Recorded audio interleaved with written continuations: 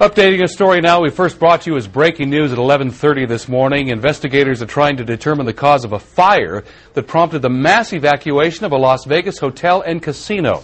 The Montecarlo is located at the south end of the Las Vegas Strip near the New York and MGM Grand casinos. This is what it looked like just after 11. Smoke could be seen from the rooftop of the Montecarlo Hotel. Within a matter of minutes, smoke gave way to flames as the fire spread from the roof of the 32-floor resort down the side of the west and south wings of the building. Flaming debris could be seen falling to the ground below. Evacuation plans were quickly put into action, forcing guests from more than 3,000 rooms and suites.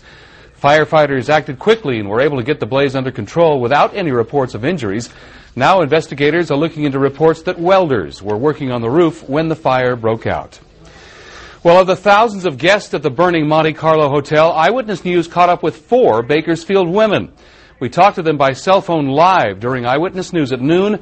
We also talked to a Bakersfield man who had a bird's-eye view of the fire from a nearby hotel.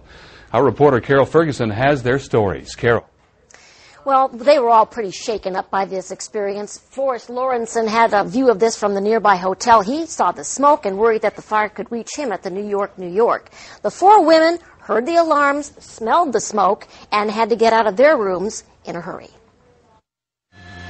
Flames shot out of the upper floors at the Montecarlo. Staying in the hotel for a birthday celebration were Bonnie Hosnick and 3 friends when the fire broke out. It was spreading pretty quickly. We could smell electrical burn down the stairwells as we were evacuating. Watching nearby from the New York, we also talked with Bakersfield resident Forrest Lawrenson. We're eye level with the fire, and it was coming this way, and we're just a hop, skip, and a jump away from there. So a little worried that maybe something could get over here.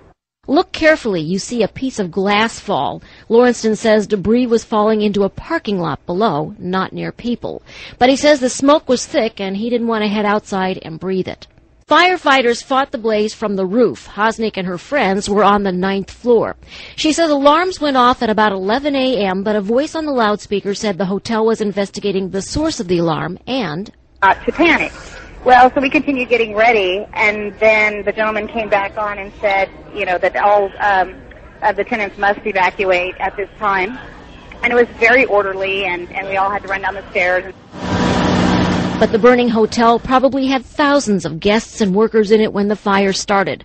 Hosnick and her friends grabbed just a few things and got out. Other guests must have been in more of a hurry, but there wasn't an extreme sense of panic, but I have seen some people walking around with blankets wrapped around them, that kind of thing. So I know that some people got out pretty urgently. And now, Hosnick has nothing but praise for how well the evacuation went and for the rest of the emergency response after the blaze happened. Guests were immediately taken to other hotels for food. Medical attention was ready for anyone who needed it, and rooms in other hotels were also booked for them. But they didn't get to take much with them, and by this afternoon, they still didn't know when they'd get back into their rooms.